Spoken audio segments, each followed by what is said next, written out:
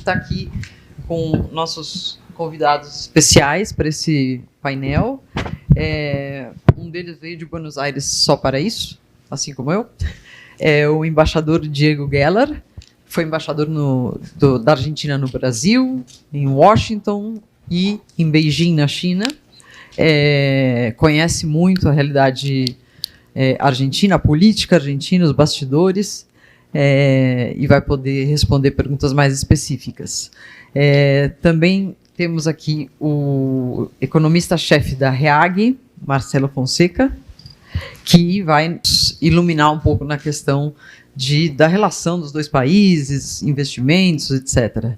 E o colunista da Folha, meu colega há algumas décadas, Vinícius Torres Freire, colunista de economia, e que está aqui para conversar com a gente sobre a Argentina, que ele vem estudando bastante. Inclusive, a coluna dele no jornal Folha de São Paulo hoje estava muito boa e era exatamente sobre esse assunto. Então, muito obrigada a todos vocês e vamos começar o debate.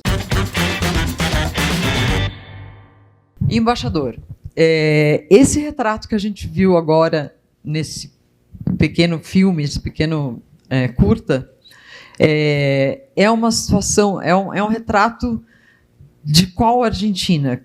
Qual é o contexto político? E antes da gente começar, você tinha me dito que tinha uma visão pessimista com relação a esse governo. Queria que você comentasse um pouco com a plateia por quê. A primeira coisa, eu tenho que pedir desculpas. Eu me sinto envergonhado, como argentino. Eu sinto que eu choro todos os dias. Eu moro no bairro mais nobre da cidade, que é bem perto dessa favela que vocês estão vendo, a favela 31, se chama.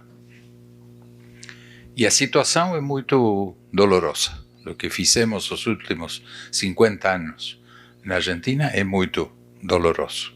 Para dar uma cifra que é muito clara em comparação com o Brasil. Em 1970, eu tinha 20 anos, Brasil representava o 24% do PBI da América do Sul. E a Argentina, o 36%. O PBI da Argentina, sendo uma quarta parte de Brasil, era mais importante que o PBI do Brasil, do México, do Espanha, e muito parecido, muito próximo de Canadá ou de Austrália. 1970. 50 anos depois, éramos 36% Argentina, 24% Brasil. Hoje Brasil é 52%. Parabéns para vocês. Nós, 15%. Em 1970, nós tínhamos 4 ou 5% de pobreza extrema. Hoje, vocês ouviram, temos 60%. De 5% a 60%. Uma vergonha. É para chorar. Está bem no título. Eu tenho que chorar e pedir desculpas, porque é muito doloroso. E mais doloroso para a minha geração, que personalmente, quando eu tinha 20 anos, de família rica, de Argentina, eu peguei as armas, fui montoneiro, guerrilheiro, contra a injustiça de um governo militar que pensava que era a coisa mais horrorosa do mundo.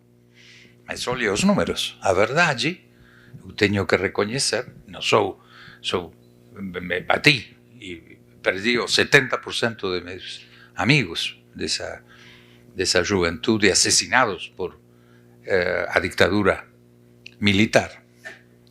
Mas a verdade, a Argentina era muito melhor. Socialmente não tinha comparação. Por isso, éramos o país mais rico da América do Sul, muito mais rico que o Brasil, e com muito pouco pobres. Mas existia um conflito ideológico. Os mais jovens pensávamos que vivíamos em o pior país do mundo, da injustiça. E não era certo. Não estou defendendo com isso a ditadura militar, todo lo contrário. Mas é importante ter claro que isso passou e a dimensão do fracasso. Isso é Argentina. Somos um tango muito triste. Por isso você sabe que o tango, a diferença do bossa nova, você diz tristeza, por favor, vá embora. Nós queremos a tristeza. Nós convivem. Nós, como se diz, nos vacinamos com tristeza e com dolor. E o resultado é isso que vocês viram. Por supuesto, não é toda a Argentina, mas há coisas piores que isso que vocês veem. Muito bom a reportagem, parabéns.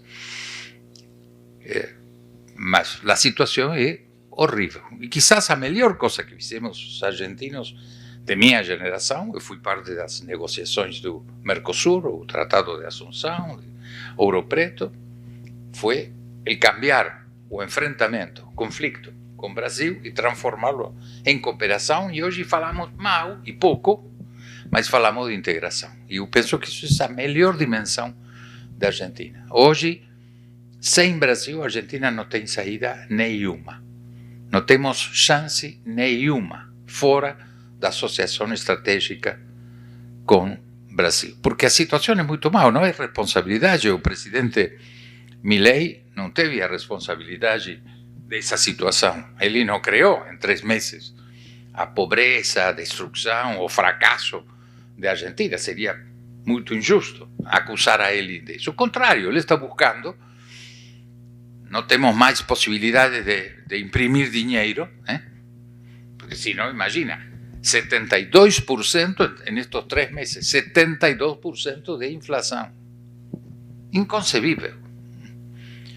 Então não pode imprimir, emitir dinheiro. E tampouco tem crédito.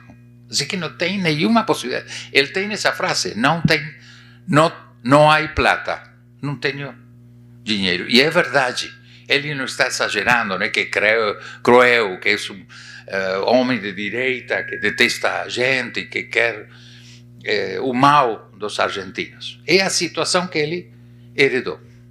E tem uma vantagem. Ele falou por primeira vez na Argentina de ajuste. Nenhum político em minha geração falou nunca como promessa eleitoral de ajustar a economia. E ele falou que isso era impossível de evitar. A recessão, desocupação, esta crise era impossível. Íamos a ter, como mínimo, 1 a 2 anos muito duros. Com essa promessa horrível. Eu não sei se você tem alguém no mundo ocidental que ganhou uma eleição prometendo o terror. Bem de tango. Prometeu o tango mais doloroso do mundo. E pegou 56% dos votos. Sem partido, sem ter um solo governador, sem ter um solo alcalde, sem legisladores. Ele tem 37 diputados em uma Câmara de 257 e tem 7 senadores em uma Câmara de Senadores de 72. Institucionalmente, o presidente mais frágil do mundo. Mas tem, mesmo depois de 3 meses deste desastre, sostém seu apoio, e isso é muito notável. Quizás seja um milagre de que ele falou a verdade. A gente sente que ele cumpriu. Prometeu o inferno, estamos no inferno. Então, isso lhe dá um plus, um handicap positivo muito grande. Quanto vai durar? Aí é a pergunta. Ele não vai poder encontrar uma solução. Personalmente, eu espero que os expertos, eu fui guerrilheiro, jornalista, diplomata e político, assim que espero o que falem os economistas. Mas eu personalmente sinto que se em junho ele pode ter um dígito, 8, 9% de inflação, não 1 ou 2, 8, 9% de inflação em junho, julho, pode unificar o mercado de câmbio. Nós temos 15, 16 dólares diferentes. Ninguém sabe quanto é o valor do dólar, ter $1. Isso é muito importante porque é uma mensagem muito forte para os inversionistas locais e internacionais. E logra mostrar estabilidade e uma perspectiva, o que o presidente Milei fala, que essa luz, o final do túnel. Seria um êxito total. Eu dou como exemplo. Imagina, eu falava com você, Silvia, que nós estamos na coberta do Titanic. Um momento que o iceberg corta como uma lata o costado do navio e 2 horas depois estamos os dois em um bote com um chaleco salva-vida no meio da noite, frio, não temos alimento, não temos água, não sabemos se vamos a ser rescatados, mas teríamos 100% do êxito. Estamos em um bote, temos um salva-vidas e temos a expectativa que quizás alguém, e finalmente apareceu 2 ou 3 navios e rescataram os sobreviventes. Hoje estamos nessa situação. Qualquer que queira falar de outra coisa, mente. É assim de grave.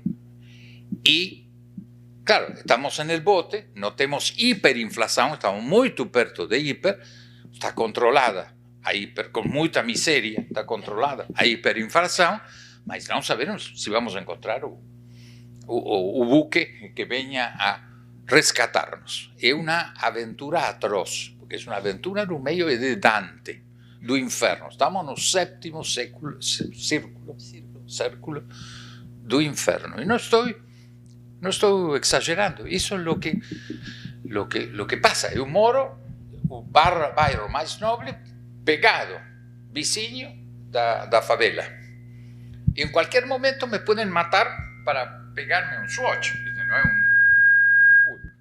Não é um relógio caro, mas em qualquer momento pode me passar. A minha mulher, essa é a situação. Nossa vida não vale nada. E não estou exagerando. E por isso eu tenho, sim, uma grande expectativa que, pese a que não avançamos muito no relacionamento com o Brasil e que temos, os presidentes não têm boa relação, porque ideologicamente estão os extremos, o presidente Lula e o presidente Milei. Eu espero que a grandeza dos dois presidentes seja mais importante que suas diferenças e podamos trabalhar juntos, porque juntos somos uma potência no mundo, meioambientalmente, em alimento, em energia. Temos uma possibilidade extraordinária de multiplicar a riqueza e dar muita mais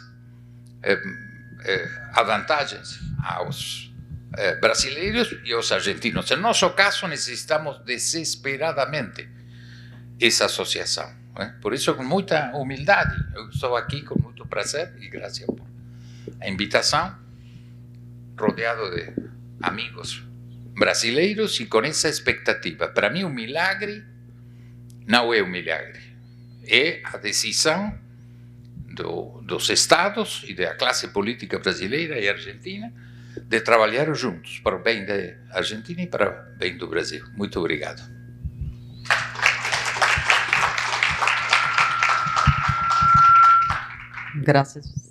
Graças, Diego. Agora passamos.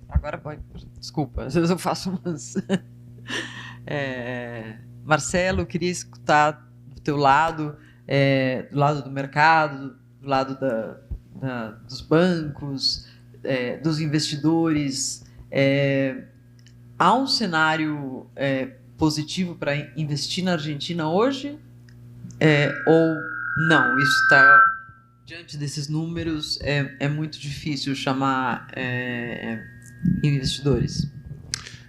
Antes de mais nada, Silvia, em nome da REAG, eu queria agradecer imensamente a sua presença. Parabéns pelo documentário, um trabalho de muita qualidade. Queria agradecer também a presença do embaixador, do Vinícius. É realmente um prazer estar com vocês debatendo essa situação. Bom, eu acho que o embaixador ele trouxe elementos bastante importantes a respeito do tamanho do desafio que a nova administração enfrenta na Argentina. Eu vou responder a sua pergunta, Silvia, uma resposta um pouco mais longa, porque eu gostaria de contextualizar o plano do Milei do ponto de vista da macroeconomia, do ponto de vista econômico. Para daí tentar criar o que seria uma narrativa, um caminho para um eventual sucesso desse plano. Então, a Argentina, basicamente, como foi dito, muita gente sabe, ele é um caso engenhoso de um desastre construído ao longo de diversas décadas de gestões extremamente populistas, com ideias econômicas completamente ultrapassadas, e ao longo do tempo com sucessivas interrupções do regime democrático, que trouxeram governos que tampouco tiveram capacidade de criar uma economia de mercado com alta produtividade, inclusiva, e que pudesse manter a Argentina na trajetória que ela parecia que ela ia ter no começo do século passado, quando ela tinha um PIB per capita do tamanho do PIB per capita dos Estados Unidos. Então, a situação que o Milei herda é uma situação clássica de vários problemas de curto prazo e estruturais que acontecem ao mesmo tempo. No curto prazo, a gente tem um desequilíbrio macroeconômico representado pelo um Estado que ficou excessivamente grande para a capacidade, o nível de renda do país, e a hiperinflação, ou a beira da hiperinflação, é o sintoma desse governo que consome excessivamente além do que a sociedade consegue produzir, né? Então, você tem um caso em que o Banco Central ele monetiza, né, ele imprime dinheiro para pagar essa conta que não fecha. Vou dar um número para vocês, acho que eu descobri esse número hoje, acho que pouca gente sabe. Todo mundo sabe do que era a Argentina no começo do ano passado, do ponto de vista da potência econômica que ela já foi um dia, do desastre que foi ao longo do século XX, etc. Mas acho que pouca gente sabe esse número. Sabe quantas pessoas hoje recebem benefícios de algum tipo sociais na Argentina? 19 milhões de pessoas. Sabe quantas pessoas pagam todos os impostos? Elas estão, digamos, elegíveis a contribuírem com todos os impostos ligados à renda, etc. 6 milhões de pessoas. Essa conta, então, isso é uma das 6 milhões de pessoas felicitadas lá no país. É insustentável manter isso. Então, a abordagem de choque que o Milei introduziu, ela é nada mais apesar da roupagem extremista, etc., ela é um livro-texto de ajuste macroeconômico que a gente viu em outros lugares do mundo nas últimas décadas. A gente acabou de ver ao longo dos anos de 2010, por exemplo, na Europa, com a crise da dívida soberana do euro. Percorreram esse mesmo caminho Espanha, Portugal e Grécia. E hoje os títulos públicos de Grécia e Portugal eles negociam abaixo dos títulos públicos em termos de taxa do Reino Unido. Então, esse é um caminho que não existe atalho para isso. Então, ele é um caminho que envolve você criar uma âncora, que a gente chama âncora fiscal, que é diminuir o tamanho do buraco das contas públicas, para que você possa diminuir a monetização do déficit, e com isso, ao longo do tempo, num estágio mais para frente, você consiga fazer uma reforma monetária que aí, de fato, ancore nominalmente os preços na economia. Seja através do que eles têm falado, que eu acho que é a parte que realmente é um caminho que eles não deveriam seguir, que é a dolarização. Depois a gente pode debater por que a dolarização é uma má ideia, ou seja, através do que é feito hoje na maioria das economias modernas, que é um regime de metas de inflação, como é feito aqui no Brasil. Esse é o segundo estágio do processo de estabilização monetária, mas ele começa com um ajuste fiscal muito severo, e esse ajuste fiscal ele tem que ser feito. Ele está sendo feito com a inflação corroendo uma série de despesas, inclusive algumas despesas de transferências sociais.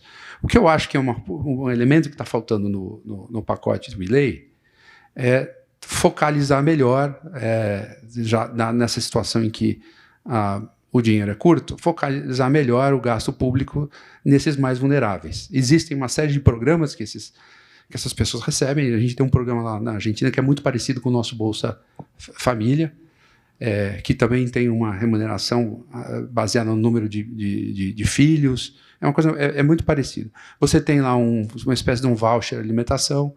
Eu acho que é uma solução para você tentar fazer essa travessia duríssima, é uma travessia aliviar um pouco, reduzir o custo da travessia para esses menos vulneráveis, é focar uma parte do orçamento nesses gastos. Mas, de forma geral, não tem saída para isso. A Argentina, como foi citado aqui pelo embaixador, ela foi uma das piores economias dos últimos 50 anos, crescendo muito pouco, inclusive abaixo do Brasil, que não é nenhum caso de sucesso, muito pelo contrário. O Brasil é uma tragédia quando a gente pensa em crescimento econômico.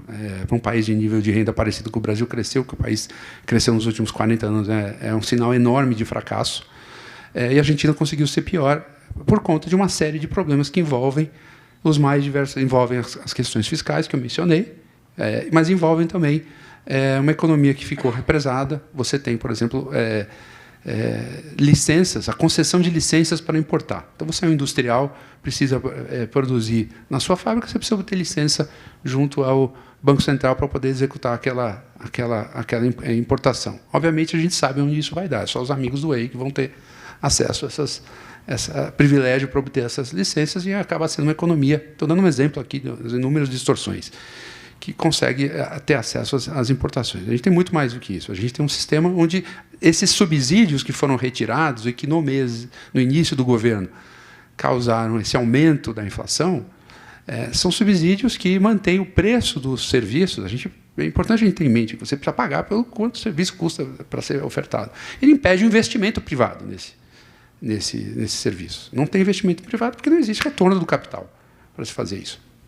O primeiro passo no caminho de você trazer o investidor, o dinheiro privado, já que o governo não é plata, tem capacidade de fazer esse investimento em infraestrutura, você eliminar esses subsídios. Aí a gente tem também uma série de outros elementos envolvendo as relações do trabalho. A gente tem relações do trabalho que são relações do trabalho que se assemelham a, digamos assim, no nível de relação soviético, quase. É uma coisa muito parecida com as relações do trabalho que havia no Brasil antes da reforma trabalhista recente. Qual o resultado disso? A informalidade enorme, né? Condições de trabalho péssimas, porque é inviável você manter dentro da estrutura formal de trabalho aquele trabalho. Os custos de compliance, o litígio, tudo isso faz ser impossível. Isso tem impactos diversos, entre eles, por exemplo,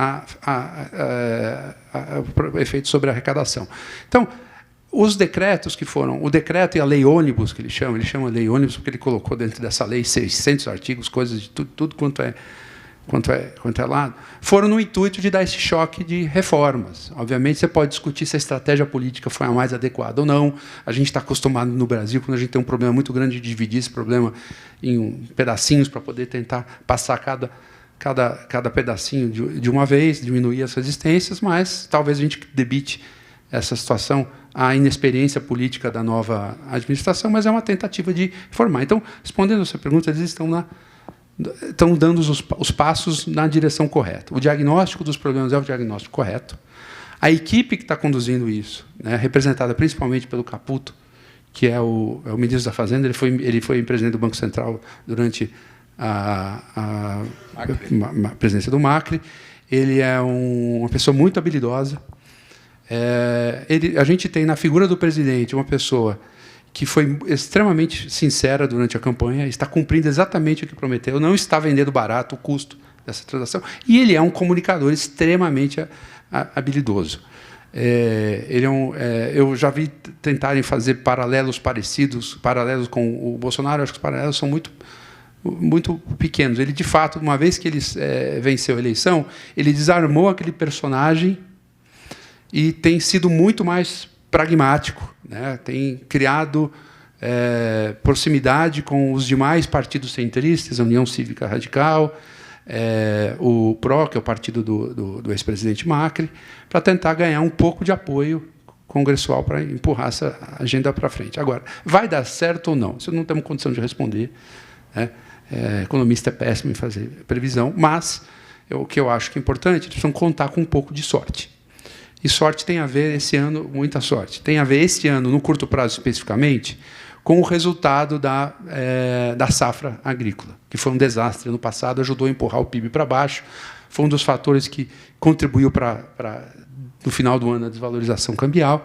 Esse ano, aparentemente, a safra agrícola vai ser importante. Por que ela é importante? Ela é importante em vários aspectos. Porque ela ajuda a manter a renda para cima e porque ela ajuda na entrada de dólares. E para que a gente consiga estabilizar os preços lá na frente, a gente precisa dessa entrada de dólares. O país não tem reservas.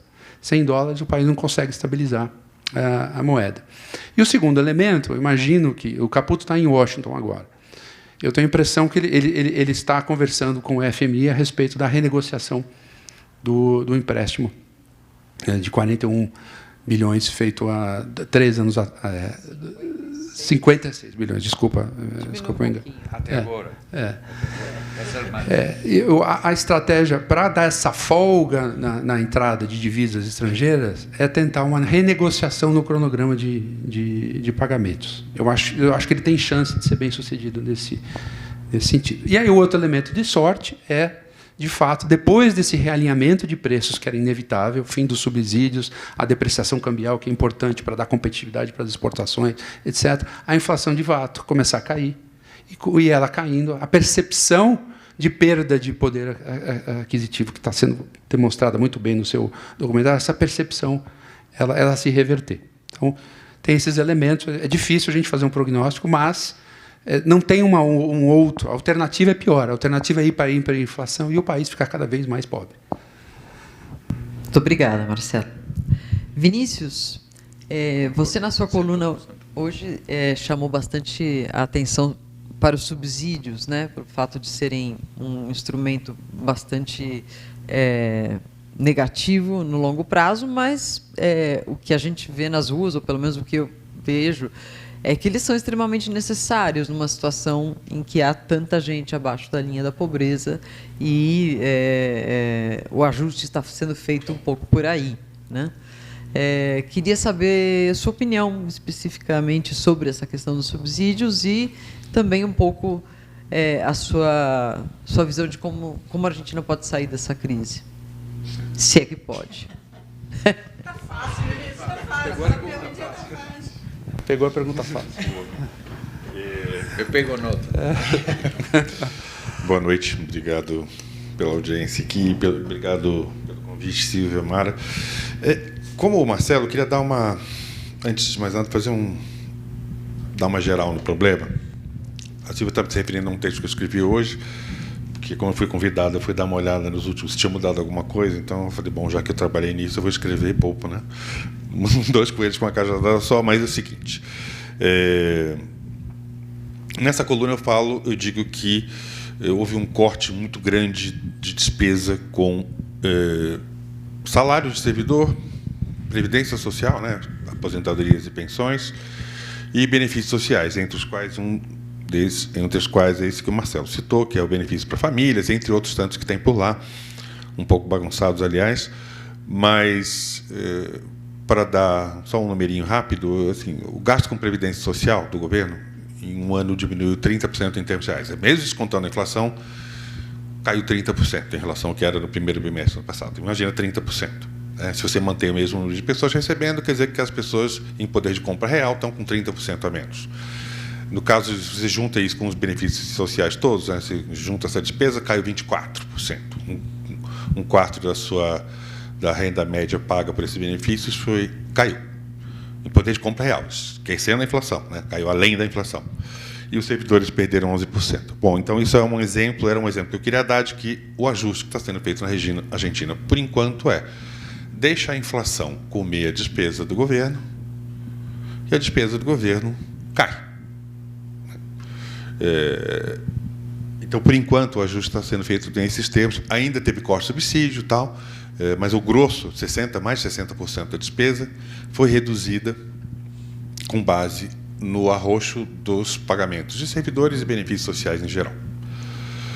Agora, eu queria voltar para um assunto que é, em geral, muito chato, e quando a gente começa a falar dele, as pessoas ou morrem de tédio ou querem bater na gente, principalmente se usa argumentos econômicos. Por que tem tamanha confusão, né? Qual o motivo, assim, o fulcro do problema econômico, macroeconômico argentino? Eu não estou dizendo nem da por que política causou esse tipo de coisa. Eu vou dar um numerinho, não me batam, mas assim, a Argentina tem um déficit. O governo federal da Argentina tem um déficit. Receita menos despesa, que é uns 2% do PIB. Primário. Estou falando só de receita menos despesa. Se você junta a conta de juros, quer dizer, quanto tem que pagar de juros, falta, então, 2 mais 3% do PIB. A gente sempre calcula isso em relação ao tamanho da economia, né? O valor que falta para o governo pagar suas contas. Então, é 2% de PIB de receita menos despesa, mais 3 pontos do PIB de juros. Dá uns 5 pontos. E eles pretendem, o Milei disse que ia chegar ao final do ano com 0. Mas, se chegar com 2, vai ser um milagre. Bom, então a Argentina terminou ano passado com uns 5% de déficit, juntando a conta de juros que não são pagos, mais a conta o dinheiro que não é bastante para pagar as despesas, de 5 pontos do PIB. Pretende terminar com 2. Pretende terminar com 0, e se for 2, está muito bom. Bom, o Brasil, no ano passado, teve um déficit, juntando a receita menos despesa, mais a conta de juros, foi quase 8 pontos do PIB. Se a gente terminar esse ano com 6 de déficit, conta de déficit primário, 2 pontos, a receita maior, a despesa maior que a receita, mais a conta de juros que a gente não paga, a gente só refinancia, de 6. Espera aí, se a Argentina termina com 2 e a gente vai terminar com 6, isso no ano passado a gente terminou com um déficit de quase 8, a Argentina com 5, por que a Argentina está tão pior que o Brasil? Essa história do déficit é importante, é o centro do problema argentino e é um centro com menos intensidade do problema brasileiro. O embaixador falou de um problema de crédito. E gostaria de enfatizar a palavra crédito em vários sentidos. O governo da Argentina não tem crédito. O que quer dizer não ter crédito? É não ter gente que se prontifique a emprestar dinheiro para o governo a preços razoáveis, ou emprestar de qualquer maneira. Um dos motivos, o motivo central pelo qual a Argentina imprime dinheiro é porque o governo argentino não consegue tomar dinheiro emprestado para pagar os seus déficits, como a gente faz aqui. A gente tem um mercado de dívida pública, as pessoas emprestam dinheiro para o governo para ele pagar os seus excessos de despesa. A Argentina, por uma série de problemas, que a gente precisaria de um seminário aqui de um mês, pelo menos, não tem crédito. Talvez sejam os 9 defaults desde a independência. É isso que eu vou falar. Por que o governo da Argentina não tem crédito? Por algum motivo também que a gente precisa pensar muito profundamente, mas não vai dar tempo hoje, a Argentina deu calotes sistemáticos na sua dívida pública. De alguma maneira, não corrigia essa dívida, ou simplesmente não pagava. A gente dizia, não vou pagar. 8 defaults. 8? Eu não sei. Eu só sei que a Argentina, desde 1956, vai ao FMI a cada 3 anos, por exemplo, né? Quando ela entrou no FMI. Então, não ter crédito está na base do problema do financiamento do Estado argentino. Pedir dinheiro para o Banco Central, quer dizer, invente o dinheiro, apesar de várias discordâncias entre alguns economistas, no nível argentino, não há dúvida de que causa inflação e mais descrédito.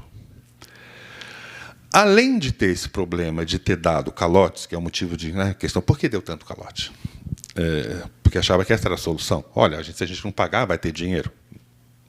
E calote aqui tem várias maneiras, desde não pagar estritamente, a deixar os títulos da dívida se desvalorizar. Tem um monte de maneiras de você não pagar essa dívida, mas vamos chamar de calote, basicamente. Não ter crédito é esse problema. Além de tentar resolver esse problema de falta de crédito com impressão de dinheiro, a Argentina tentou várias outras maneiras, chamadas de heterodoxas, mas são muitas malucas, ultrapassadas, o nome que se dê, pelo menos na visão da economia convencional, que é mais ou menos a minha, né? Tenho visões alternativas, mas eu acho elas meio malucas também. A Argentina começou a inventar um monte de métodos para não resolver o problema. O Marcelo citou alguns deles.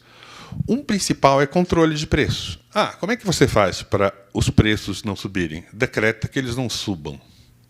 A gente tem algumas pessoas daqui têm uma experiência ou de leitura, ou pelo menos histórica, ou mesmo pessoal, de controle de preços no Brasil.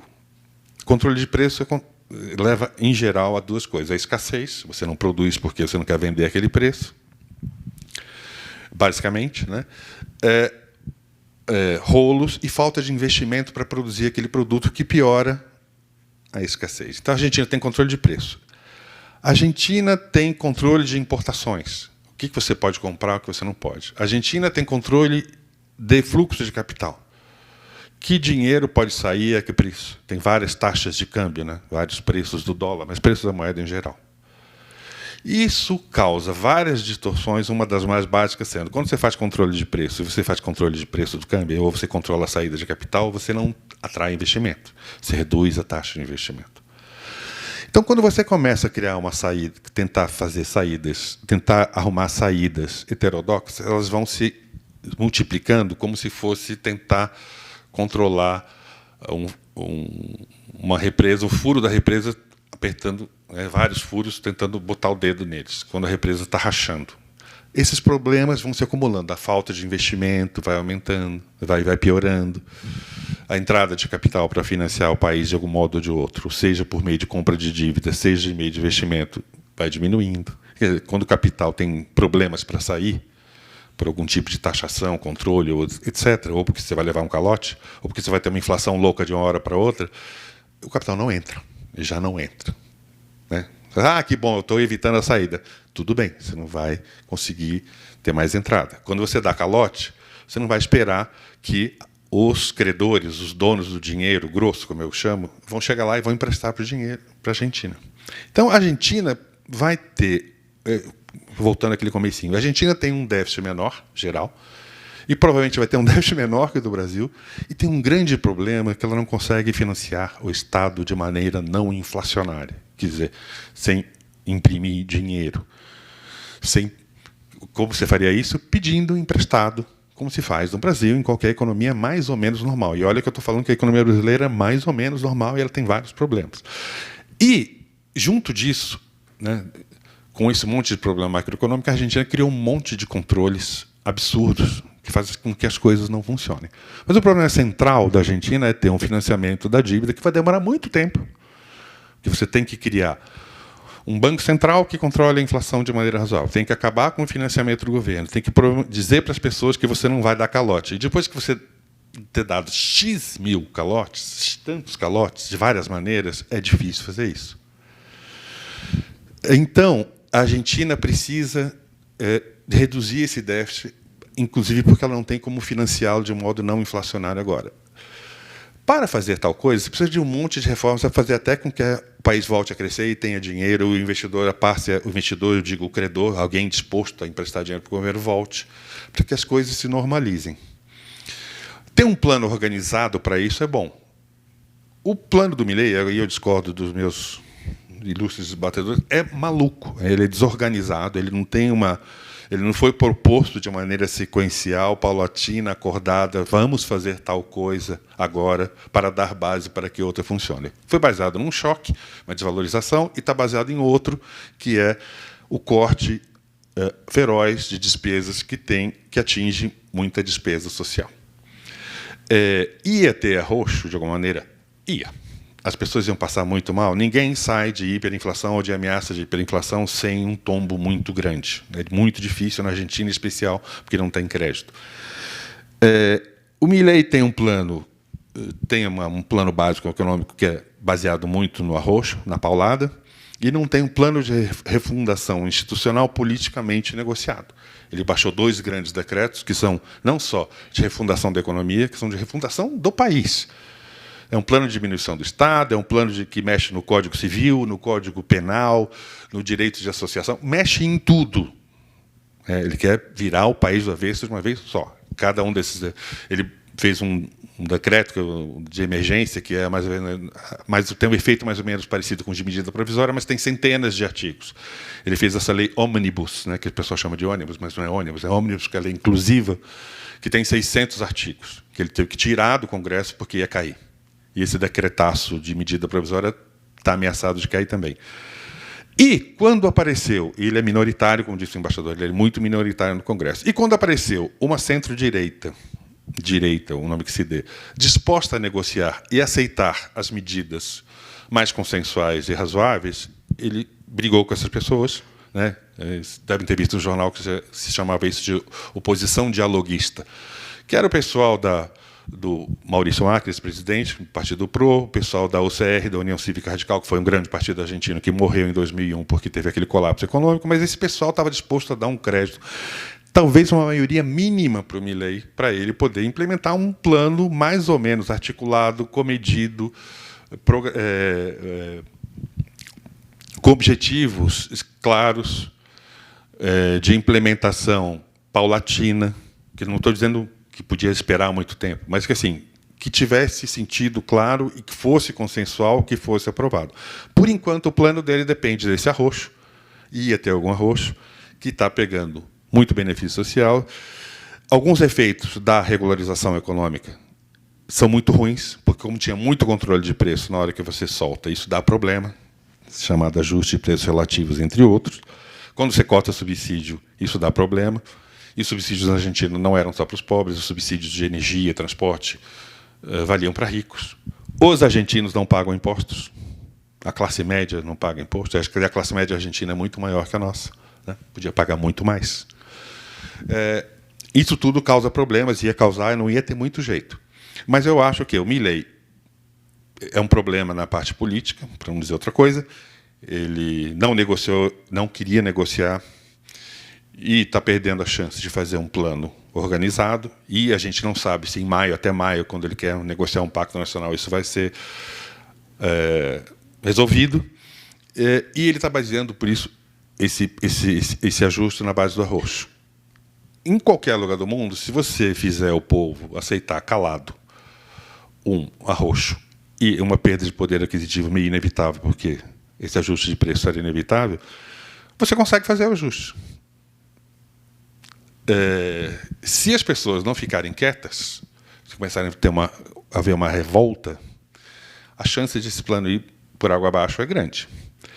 Agora, é possível também que os argentinos, isso é um chute, é uma especulação, eu não sou especialista, não tenho experiência, eu só estudo problemas macroeconômicos na minha medida da Argentina, é possível que os argentinos tenham chegado a um nível de desespero, de frustração, de tantas décadas, de tanto tempo, que eles falam, vou dar um crédito para esse Milei, para ver se resolve, porque a gente não aguenta mais e não vê alternativa. Pode ser. O meu ponto, e o ponto da coluna, e o ponto inicial da pergunta era, está tendo um arroxo, por enquanto a política se baseia apenas no arroxo, o plano não está claro, e o mileísmo ainda inventa incertezas, por exemplo, vai ter dolarização, vai acabar o Banco Central, como as maluquices que eles pretendem fazer, e a gente não sabe se o acordo político vai funcionar. Tem gente disposta a fazer acordo político na Argentina, mas quanto tempo vai durar a paciência das pessoas e quanto tempo as pessoas podem sofrer para ver algum resultado?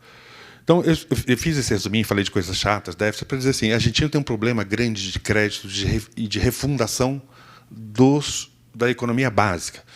Ter financiamento do governo, ter fluxo de capitais, ter uma inflação previsível, essas coisas que a gente dá de barato... Preços livres, né, que esse controle de preços não funciona, né, a não ser em situações de guerra durante 3 ou 4 anos, depois já começa a dar besteira também. Então, a Argentina não tem os fundamentos de uma economia funcional de mercado básica, mesmo que você tenha discordâncias econômicas muito grandes. Aquilo é uma maluquice muito grande e para reformar vai dar problema. Mas o principal é começar pelo financiamento da dívida pública e ter um plano de esperança de que as coisas funcionem normalmente no básico. Esse é o problema. Por enquanto, isso está sendo feito na base do arroxo. Talvez funcione se as pessoas tiverem paciência. E, por último, eu só queria fazer só uma emenda sobre pobreza. A gente fala da pobreza argentina em 60%, 50%. Essa medição de pobreza não é absoluta, né? Depende do nível de linha de pobreza. Você fala que as pessoas... Como é que você define pobreza? Tem aquele nível do Banco Mundial, X dólares por paridade de poder de compra por dia. Então, dependendo do modo como você mede pobreza, a pobreza vai ser maior ou menor. o nível de renda que você qualifica como pobre. Tem mais de um índice, né? Tem vários índices, tem o do governo, inclusive. No caso, o do governo é baseado na cesta básica e um conjunto de outros fatores. O da Universidade Católica, que foi esse entrevistado que falou, no documentário, eles usam os ingressos, a renda das pessoas. Isso. E aí, eu queria dizer o seguinte, a Argentina ainda, apesar de décadas de loucura, a Argentina é, na média, mais rica que o Brasil. Por paridade de poder de compra, um pouco menos, mas é maior. A desigualdade é menor, né, ao nível do nosso nível de selvageria. E a taxa de pobreza, se você pegar pelos critérios que a gente usa no Brasil, habitualmente, é menor, mesmo depois de tanto tempo de barbaridade. Agora, a Argentina conseguiu jogar fora pela janela e pisotear suas possibilidades de maneira muito mais radical que a gente. Eu vou passar para a Mara e depois, se alguém da plateia quiser fazer perguntas também, por favor. Primeiro, agradecer a vocês estão dando um panorama muito legal do que está acontecendo lá.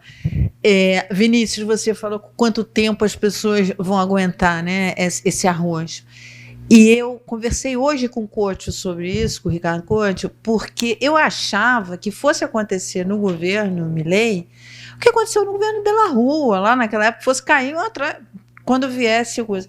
Mas quando eu estava lá no segundo turno com a Silvia, eu fui jantar com uns amigos peronistas que não foram votar no segundo turno.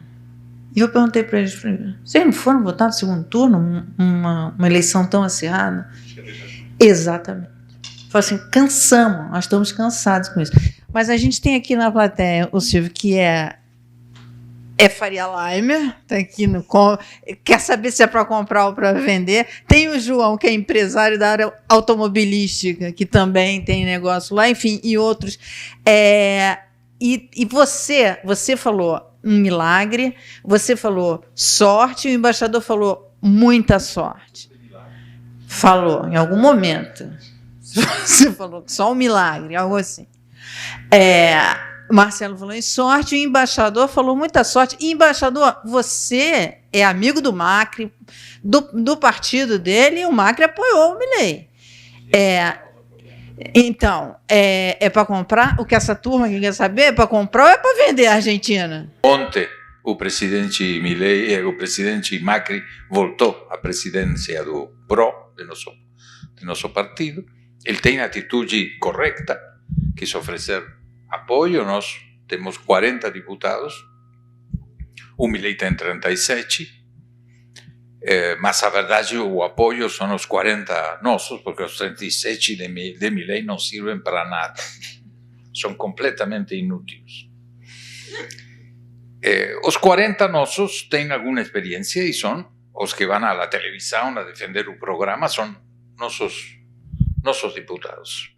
E ele tem os 40 votos e tem os votos dos senadores também do Senado, do PRO, e já ganhou uma boa parte dos votos dos deputados e senadores da União Cívica Radical. Mas ele não entende muito da negociação política. Ele concebe que ele é um macabeo. É um episódio da Bíblia do Velho Testamento, que tem as forças do céu. Ele fala das forças do céu. É um slogan. Não é um slogan, ele está convicto que não é um slogan. Ele está absolutamente... Tem boné, tem camiseta. Mas ele pensa que ele é Moisés, que baixou do monte Sinaí com as tábulas, não? As tábulas da Torá, tábulas da lei. Então ele fala expressamente, ele não acredita em la concertação, o diálogo. Ele pensa que isso é muito mau, que a gente tem que aderir a lo que ele pensa. É um problema grave, por isso ele já tem no bolsillo, ele já tem o fracasso garantido. Tem que mudar, sem dúvida, tem que entender. Hoje começou a se bater com a Corte Suprema de Justiça. E já começou com a imprensa, ou seja, ele tem frente muito claro. Os governadores, os deputados, os senadores, a corte, a imprensa são os inimigos. E não estou falando dos inimigos, estou falando dos amigos, das pessoas que queremos ajudar a que ele possa consolidar esse programa que Vinícius está falando. Concordo com o que você fala, mas isso necessita de uma concertação política, não é somente as medidas econômicas. Você necessita ter os apoios institucionais e a paciência da gente. São os dois elementos mas é muito mais fácil para Milei ter o apoio institucional. Ele ainda não entende isso. Isso é muito grave, porque tem a capacidade de montar um governo com maioria de deputados e de senadores. Não é suficiente, porque com isso você não tem dinheiro para o pão. Ou seja, necessita o segundo dado, a paciência e mostrar que você avança. Mas o acordo institucional é central, porque isso le está pedindo os financistas, estão pedindo isso. O Fundo Monetário está pedindo, você tem que ter acordo institucional, porque a verdade, ele planteou uma lei ônibus e planteou um decreto-lei, uma facilidade, uma concessão do Congresso aos presidentes, mas que para funcionar não tem que ser rejeitada por as duas câmaras. É um sistema facilitado. Se está rejeitada em uma câmara, ainda sobrevive. Tem que ser rejeitada das duas. Ele já conseguiu ser rejeitado no Senado. 42-25. Sumiu. A verdade, ele é um cadáver. Em termos de projeção, eu posso ver a ele. Eu tenho 50 anos de ver cadáveres passando. Ele é um cadáver com 4 rodas, sem dúvida. E se insiste, bater também a rejeição dos deputados. Ele pode lograr essa loucura. Já se peleou com a vice-presidenta também. A vice-presidenta, os deputados, os senadores,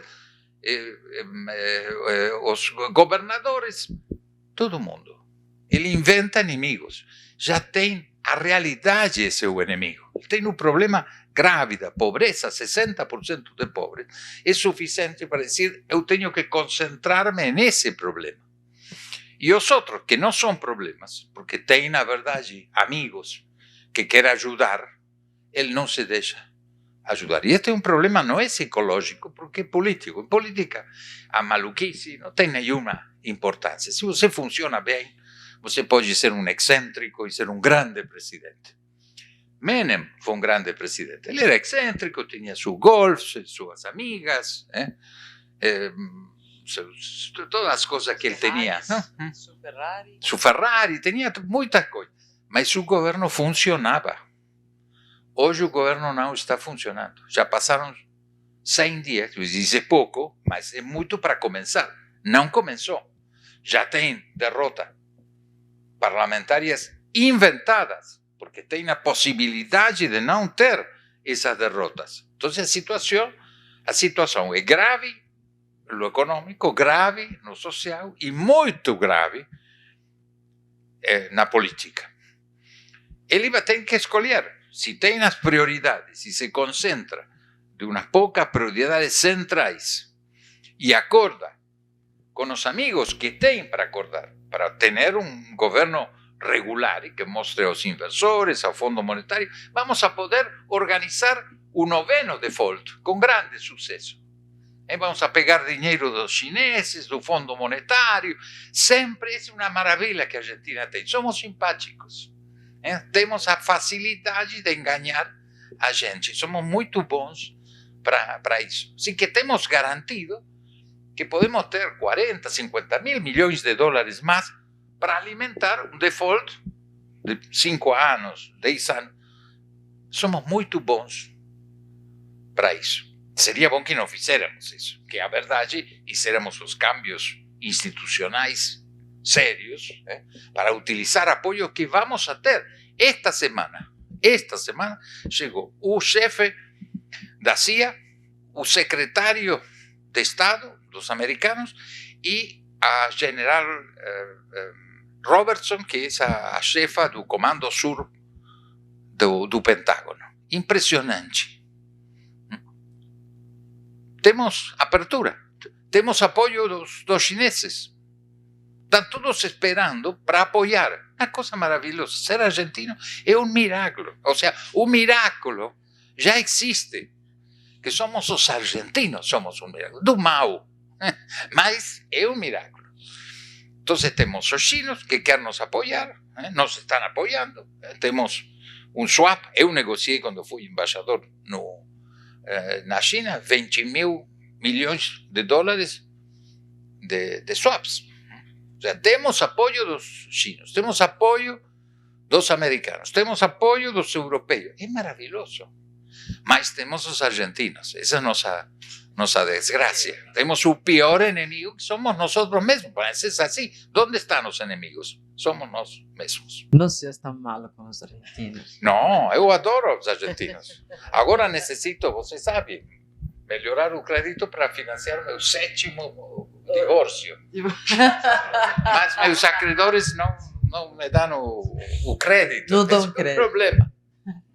Está queimado. Está queimado. Gente. É assim, nós necessitamos credibilidade. Gente, eu gostaria de saber se há alguma pergunta do público, ou mais de uma, ou várias. Sou Ricardo, do canal Fala Sério Tietê, aqui hoje representando não só o nosso canal, mas também o Arte da Guerra do comandante Farinazzo. Tá? Para o Diego, a pergunta é a seguinte: hoje, no cenário geral geopolítico, a gente tem uma situação que era uma situação completamente diferente há 3, 4 anos atrás. Tá? Depois de 2022, a situação mudou bastante. E a Argentina teve aí a questão de participar, aí, ter sido cotada para a participação do BRICS como uma das saídas, tá? para grande parte aí da crise interna que a Argentina está vivendo. O afastamento do Milei hoje com relação ao BRICS, já colocado desde o primeiro momento, tá? E uma aproximação completa pelo Banco Mundial e do FMI, como é que o senhor está vendo essa situação, já que foi também embaixador, sabe como é que é negociar com o Brasil, a importância do Brasil com a Argentina como um dos principais parceiros aqui na América do Sul e com relação à China especificamente. Obrigado. Muito obrigado por a pergunta. A verdade, o BRICS, minha opinião, não é um tema muito importante porque não é um bloco. Não tem relacionamento entre os membros, são competidores entre eles. Mas se nós fôssemos parte do BRICS, a primeira coisa que teremos que fazer é pagar $1 bilhão ao banco, um novo banco de desenvolvimento. Não temos $1 bilhão. Teríamos que pedir a eles $1 milhão. Isso é uma experiência que a Argentina tem e seguramente nos daria nos BRICS. Brasil nos prestaria o dinheiro para pagar a quota de ingresso. É decir, para estafar nós somos muito bons. Inclusive o BRICS, poderíamos enganar o BRICS. Por que não podemos ser membros do BRICS? O junho é o summit, o cumbre, o ciumera, não? Cúpula. Do BRICS em Moscou. Nós estamos enfrentados com Putin. A verdade, nem Milei, nem nenhum outro presidente pode ir em junho abraçar-se com Putin. E teríamos que ir de la mão com o Ayatollah de Irã, que meteu 2 bombas, matou 300 pessoas. Impossível. Não pode imaginar, mesmo com a maluquice argentina, que é muito grande, você não pode entender que nenhum presidente pode estar abraçado em junho com Putin de la mão do Ayatollah de Irã. Esse nível de loucura não chegamos. Então, a verdade não tem senso. Nós temos que cuidar do relacionamento dos chinos, porque vamos a pegar dinheiro deles. Garanto a você isso. Temos que trabalhar o relacionamento com o Brasil, nosso parceiro. Eu penso, a verdade, é o único que não temos que estafar. Eu penso que nós temos que ser muito cuidadosos.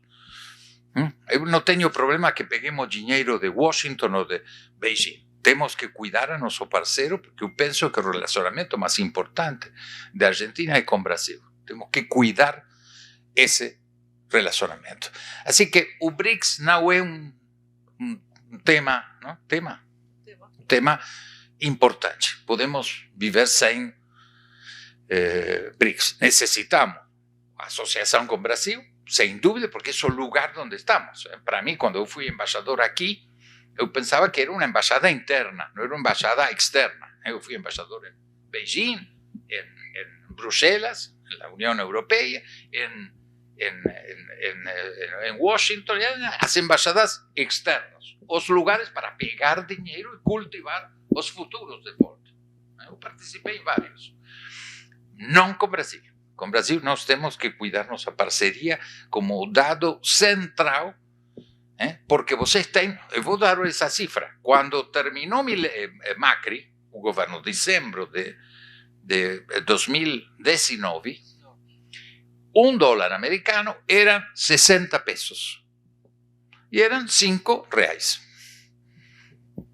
4 anos e meio depois, são os mesmos, praticamente 5 reais, mas de 60 passamos a 1.200. Imagina a diferença. É uma loucura total. Nós temos que utilizar, no bom senso, a disciplina, mesmo que vocês entendem que o Brasil tem muitos problemas, mas vocês têm uma moeda quase dura.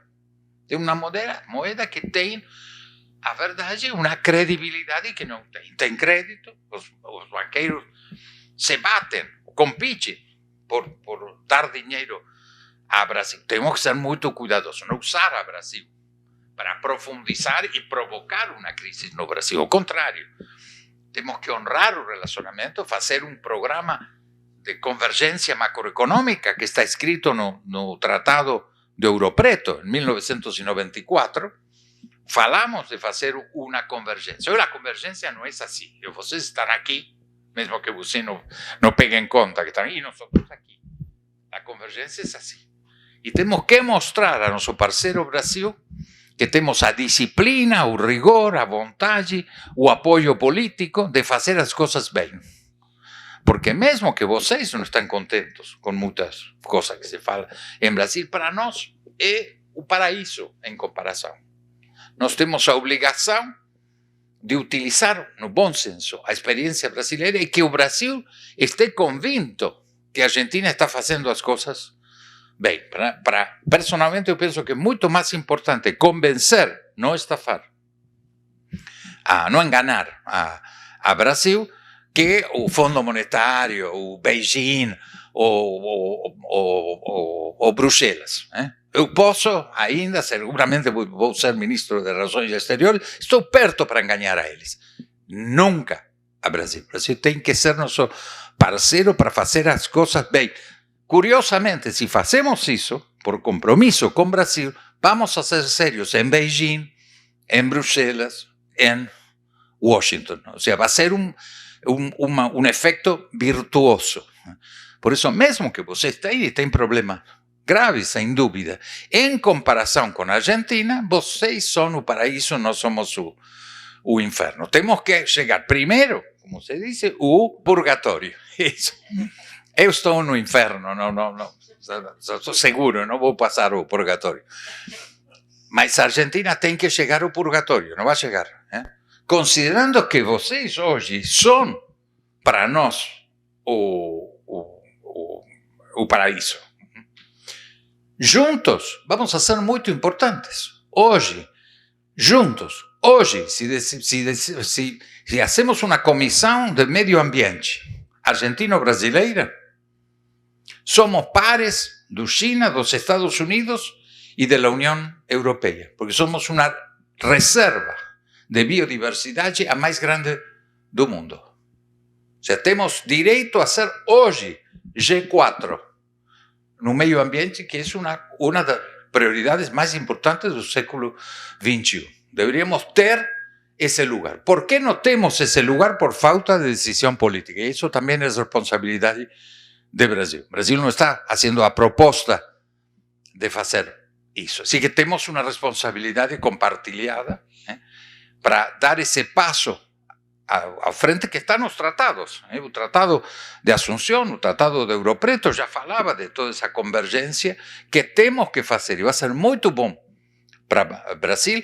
Nós temos que reconhecer que apoiamos, por exemplo, o lugar para Brasil no Conselho de Seguridade das Nações Unidas, que é um sonho para os brasileiros, é um orgasmo fundamental da política e da diplomacia. Eu penso que mesmo Lula choraria de emoção se há um anúncio que a Argentina está disposta a apoiar sem condições o lugar para Brasil. Nós temos que pegar esse passo à frente, muito claro, de consolidar o relacionamento com o Brasil. Eu estou certo que a única solução que nós temos é esse caminho.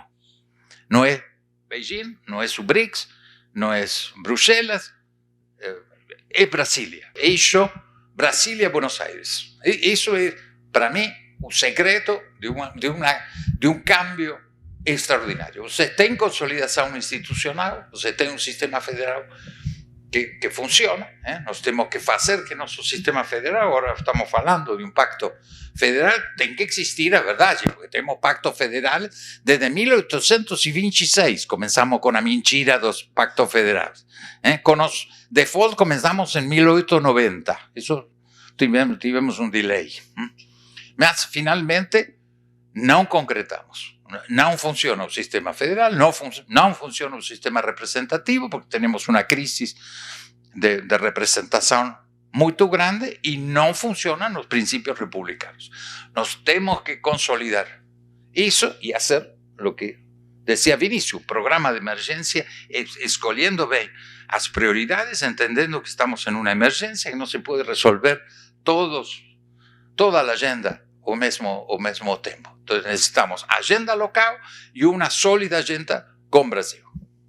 Infelizmente, nosso tempo está terminando. Vamos ter que encerrar aqui o nosso evento. Queria agradecer em nome do My News, em nome também em meu nome, por conta de vocês terem vindo prestigiar o filme e também o debate. Agradecer os debatedores que estão aqui.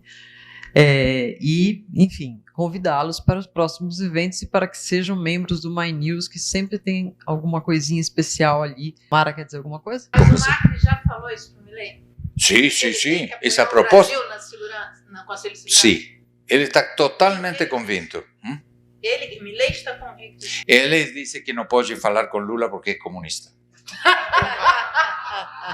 Muito obrigada a todos, boa noite.